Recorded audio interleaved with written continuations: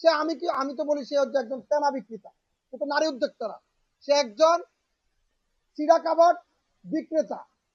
সে নাকি, আপনারা জানেন, বাংলাদেশের কোনো রাজনৈতিক দলের সাথে তার কোনো সম্পৃক্ততা আছে বলে আমার মনে হয় না। তবে সোশ্যাল মিডিয়াতে আমি যা দেখেছি, তিনি আওয়ামী লীগের পক্ষ নিয়েছেন। আওয়ামী লীগের বিভিন্ন মন্ত্রী এমপি বা বিভিন্ন সভা সমাবেশে বা আওয়ামী লীগের সাবেক প্রধানমন্ত্রীকে নিয়ে তিনি অনেক কথাই পজিটিভভাবে বলেছিলেন। তার সাথে আরেকজন অ্যাডভোকেট পেড্রো তারা বসেছিলেন, তিনিও আওয়ামী লীগের আইনজীবী।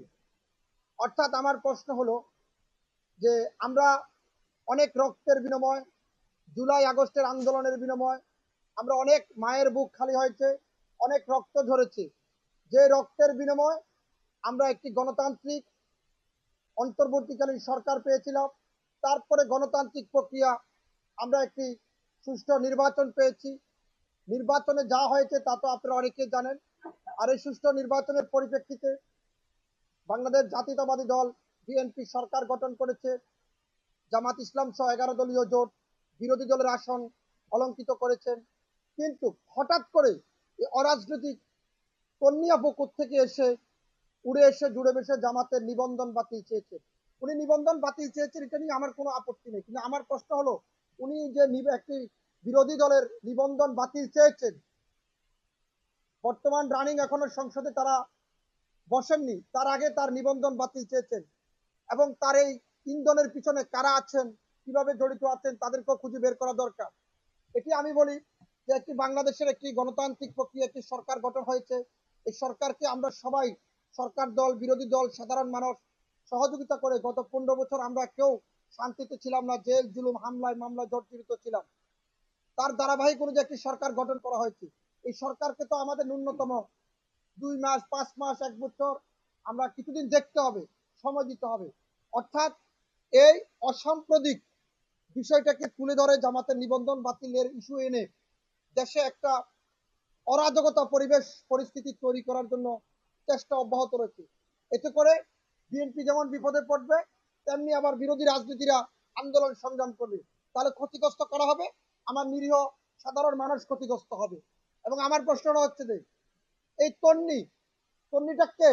সে বাংলাদেশের রাজনীতি করে, সে একজন আওয়ামী লীগের সমর্থক। আজীবন দেখলাম সাবেক প্রধানমন্ত্রীর গুণগান গেয়ে গিয়েছেন, শেখ হাসিনার গুণগান গিয়েছেন। এখন তার পাশে যিনি বসছেন ওই আইনজীবীরও আমি বিচার চাই। উনি একজন আইনজীবী হয়ে উনি আরেকজনকে সামনে রেখে, উনি কিন্তু পরিপূর্ণ আওয়ামী লীগের একজন আইনজীবী। ওনার নাম হচ্ছে পেড্রোস, হাইকোর্টের উকিল। ওনার নাম হচ্ছে পেড্রোস সারা। আমার প্রশ্নটা হচ্ছে, আমরা এত কষ্ট এত পরিশ্রম যদি কোনো রাজনৈতিক দল এই নিবন্ধন বাতিল চেত বা এই নিবন্ধন বাতিলের জন্য আবেদন করত, সংবাদ সম্মেলন করত, তাহলে আমরা এই দুঃখ কষ্টটা মেনে নিতে পারতাম। এই তন্নিকে দিয়ে এই পবিত্র রমজান মাসে একটা অরাজকতা পরিস্থিতি তৈরি করতে চেয়েছিল। দেখেন, জাতীয়তাবাদী দল বিএনপি সরকার গঠন করেছে, যেদিন থেকে গঠন করেছেন তাদের আন্তরিকতার কোনো ঘাটতি নেই।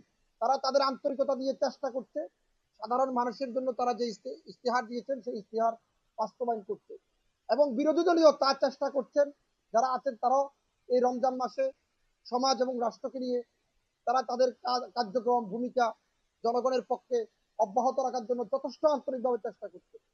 কিন্তু এখনো সরকার গঠন হয়েছে যে 1 সপ্তাহ অতিবাহিত হয়নি, এর ভিতরে রানিং একটা বিরোধী দলের নিবন্ধন বাতিল চেয়েছেন তন্নি, নারী উদ্যোক্তা। সে কিসের নারী উদ্যোক্তা? আপনি আমাকে যদি কারো সে আমি তো বলি সে হচ্ছে একজন তেনা বিক্রেতা, কিন্তু নারী উদ্যোক্তারা সে একজন চিড়া কাবাব বিক্রেতা। সে নাকি